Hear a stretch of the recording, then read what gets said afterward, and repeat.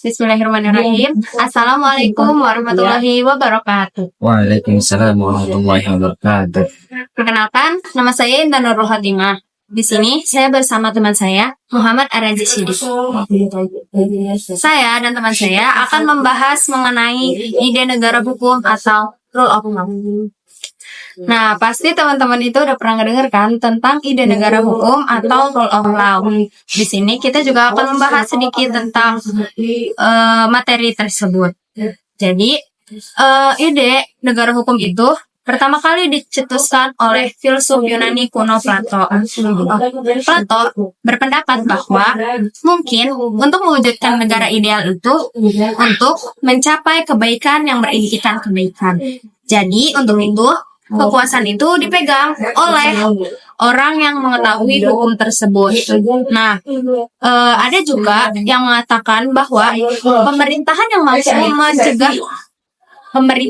yang mampu mencegah kemerosotan seseorang adalah pemerintahan oleh hukum.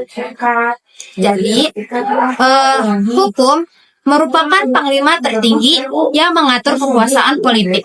Dan hukum yang membuatnya menjadi raja, bukan sebaliknya. Itu sedikit penjelasan tentang ide negara hukum. Jadi, setelah kita membicarakan tentang ide negara hukum, kita akan membicarakan tentang rule of law. Araji, menurut kamu rule of law itu apa sih? Yang kamu ketahui tentang rule of law?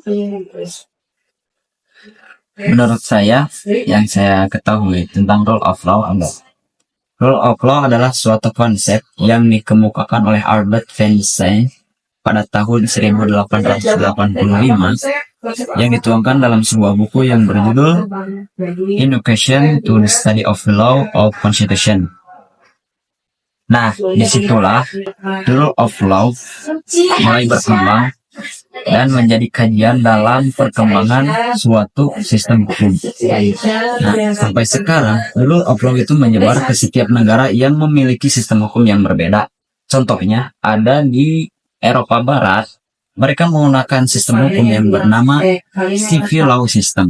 Dan negara hukumnya yaitu Kristen. Dan di negara kita, di negara Indonesia itu menggunakan sistem hukum yang bernama Indonesian Law System dan nama negara hukumnya yaitu Pancasila. Seperti itu. Dari beberapa jurnal yang aku baca nih, kan rule of law itu ada unsur-unsurnya. Nah, apa aja sih unsur-unsur penting yang ada di rule of law, sama sedikit penjelasan tentang unsur-unsur penting di rule of law. Yang saya ketahui dalam rule of law itu mengandung 3 unsur penting. Yang pertama, ada yang namanya supremacy of law, yang mengandung arti bahwa tidak ada kekuasaan yang sewenang-wenangnya, baik rakyat maupun raja.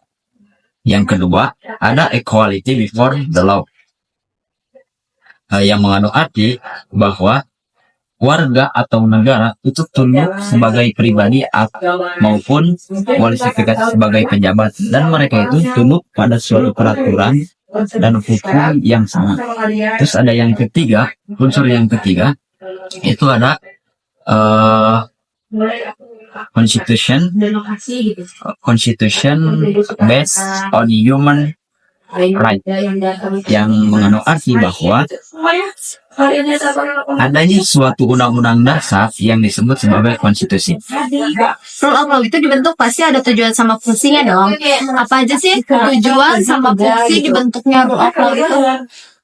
Kalau dari tujuan, yang pada intinya kayaknya tujuan diadakannya rule of law yaitu untuk mengatur suatu hubungan baik warga masyarakat dan pemerintah atau raja. Kalau untuk fungsi, mungkin ada beberapa fungsi. Cuman pada hakikatnya, fungsi dari rule of law adalah terjaminnya keadilan sosial bagi masyarakat. Nah, fungsi tersebut itu sudah dijabarkan dalam sebuah Undang-Undang Dasar 1945 dalam pasal 1 ayat 3 yang berbunyi Indonesia adalah negara hukum. Jadi, pada intinya rule of law dan ide negara hukum itu dibuat untuk mensejahterakan masyarakat. Nah, mungkin cukup sekian materi yang dapat kami sampaikan pada podcast kali ini.